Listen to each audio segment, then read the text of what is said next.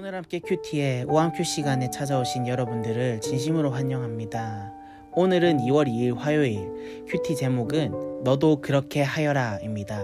말씀은 누가복음 10장 25절에서 42절까지의 말씀입니다. 우리 다 함께 말씀을 묵상해 보도록 하겠습니다.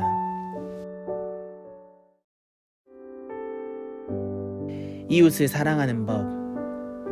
어떤 율법학자가 일어나 예수님을 시험하려고 말했습니다. 선생님, 제가 무엇을 하여야 영생을 얻을 수 있습니까?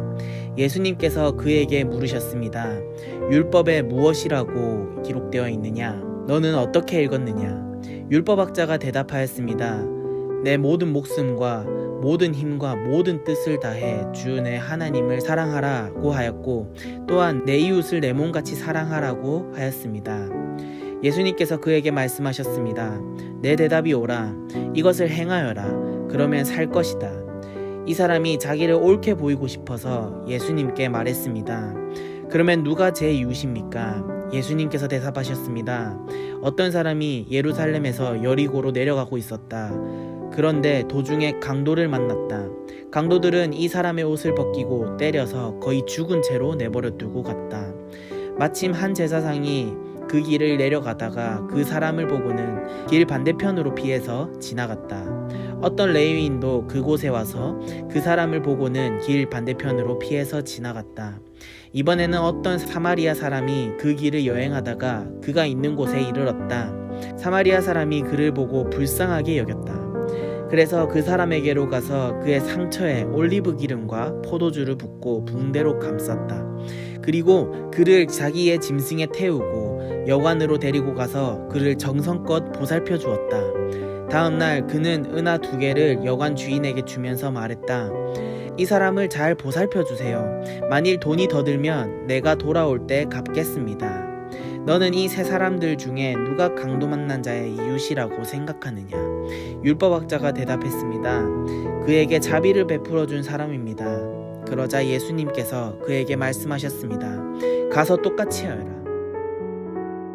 예수님을 사랑하는 법. 예수님과 제자들이 여행을 하다가 어떤 마을로 들어갔습니다.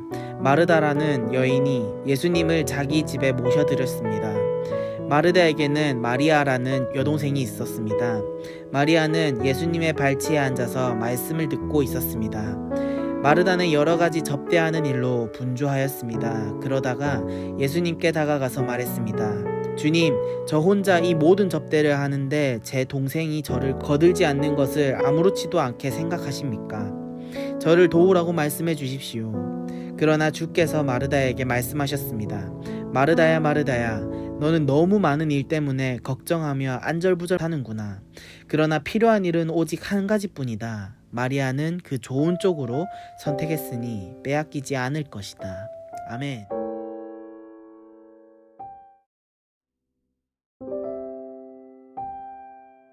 오늘 말씀에서는 두 가지 스토리가 나옵니다. 첫 번째는 한 율법학자가 예수님께 영생에 대해 묻는 질문, 그리고 예수님의 그 대답. 두 번째는 마르다라는 여인이 예수님께 간청하였고 예수님께서 옳은 방향을 알려주는 스토리가 성경에 기록되어 있습니다. 먼저 첫 번째 25절에서 36절까지는 한 율법학자와 예수님의 대화입니다. 율법학자는 예수님께 나와왔습니다. 그리고 율법학자는 예수님에게 어떻게 하면 이웃을 사랑하고 영생을 얻을 수 있는지 대답하기 시작합니다. 율법학자는 말 그대로 학자이기 때문에 그것을 모를 리가 없었습니다. 그렇지만 예수님을 시험하고자 하는 마음으로 예수님께 얘기를 했던 것이죠. 예수님은 율법학자에게 성경은 어떻게 기록되어 있느냐라고 물었고, 율법학자는 정석대로 하나님께서 말씀하신 말씀, 내 모든 마음과 모든 목숨, 힘을 다하고 뜻을 다해 주 하나님을 사랑하라, 그리고 내 이웃을 내 몸과 같이 사랑하라 하고 대답하기 시작합니다. 예수님께서는 너가 잘 알고 있구나. 너의 대답이 옳다. 그것을 행하여라. 그렇게 하면은 살 것이다 라고 대답하시죠. 율법학자는 여기서 끝나지 않고 예수님께 자기가 옳게 보이고 싶어서, 자기가 더 많은 것을 알고 있는 사람처럼 보이고 싶어서 이렇게 질문합니다. 누가 제 이웃입니까? 누가 나의 이웃입니까? 라고 묻죠. 예수님은 이 질문에 대답을 합니다. 어떤 사람이 강도를 만났는데 그 사람이 강도에게 위협을 당하고 거의 죽은 채로 내버려 두고 갔다. 한 제사장과 레위인 두 사람을 만났는데 반대편으로 피해서 진학하지만 사마리아 사람은 그에게 불쌍하게 여겨서 그를 극진하게 보살펴 줍니다. 그러면서 예수님은 율법학자에게 이렇게 질문하죠. 이 세 사람들 중에 누가 강도 만난 자의 이웃이라고 생각하느냐? 당연히 자비를 베풀어 준 사람이다 라고 율법학자는 얘기하죠. 그러자 예수님께서 말씀하십니다. 가서 똑같이 하여라 라고 얘기합니다. 사이다 같은 말씀을 율법학자에게 주곤 합니다. 예수님께서는 성경을 지식으로 아는 것이 전부가 아니다라는 것을 명확하게 알려주고 계십니다.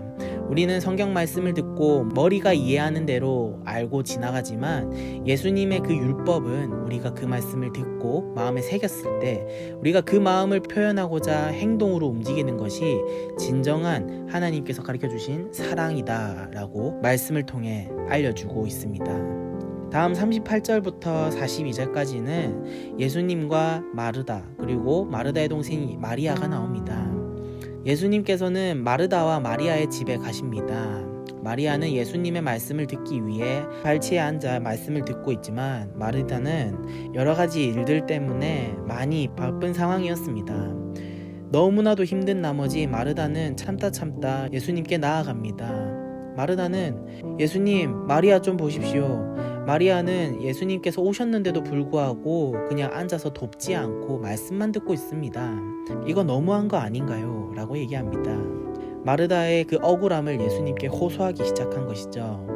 예수님께서 그 마르다의 얘기를 듣고 이렇게 말씀하십니다. 마르다야, 넌 너무 많은 것들을 걱정하고 있구나. 마르다야, 너의 행동도 중요하다. 그렇지만 제일 중요한 것은 단 한 가지뿐이다. 마리아는 그 좋은 쪽을 선택했고 바로 마리아가 하는 이 행동, 마리아는 나의 말을 듣기 시작했다. 마리아는 그 좋은 것을 선택했기 때문에 그 좋은 것을 빼앗기지 않으려고 노력했다라고 말씀을 하며 이야기가 마무리됩니다. 예수님은 봉사보다 말씀을 듣는 것을 더 좋게 여기셨다고 합니다. 섬기는 일을 하다가 말씀을 듣고 배우는 일을 뒷전으로 미루지 말라라고 말씀하십니다. 이 말씀을 통해 하나님께서는 우리에게 말씀에 귀 기울이는 것이 제일 우선순위이고 다른 어떤 것보다 제일 중요한 것이다 라고 알려주고 계십니다. 우리 다같이 적용하기를 보면서 함께 이 질문에 대한 답을 생각해 보기 원합니다. 첫 번째, 예수님은 어떤 분입니까? 이 질문은 예수님과 율법학자의 대답에서 우리가 예수님의 모습을 찾을 수 있습니다. 예수님께서는 율법학자와 대화를 통해서 말씀을 지식으로 배우는 것보다 실천하기를 바라시는 분인 것을 우리는 알 수 있죠. 율법학자는 율법에 대해서 너무나도 잘 알고 있었지만 말씀을 실천하는 일에서는 너무나도 서툴렀습니다. 그렇게 예수님께서는 너도 가서 그렇게 하라 라고 말씀하십니다. 그렇습니다. 우리는 늘 말씀을 듣지만 이 말씀을 마음에 새긴 거에 대한 행동이 잘 나오지 않습니다.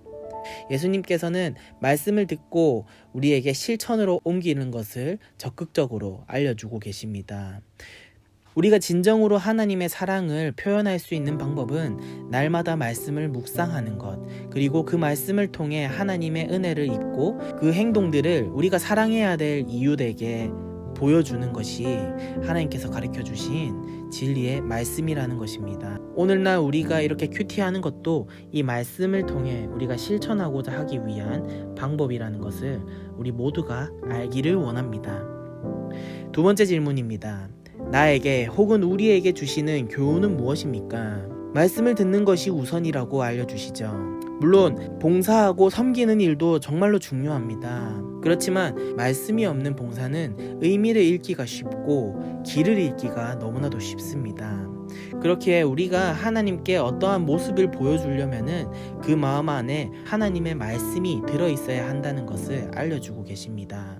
말씀이 부재한 봉사는 부정적인 마음을 갖기가 쉽기 때문에 하나님의 말씀을 우선적으로 듣고 하나님을 위한 봉사를 실천한다면은 그 마음 가운데는 허전한 마음, 부정적인 마음이 아니라 하나님께 대한 감사의 마음이 가득 들어차기 시작할 것입니다.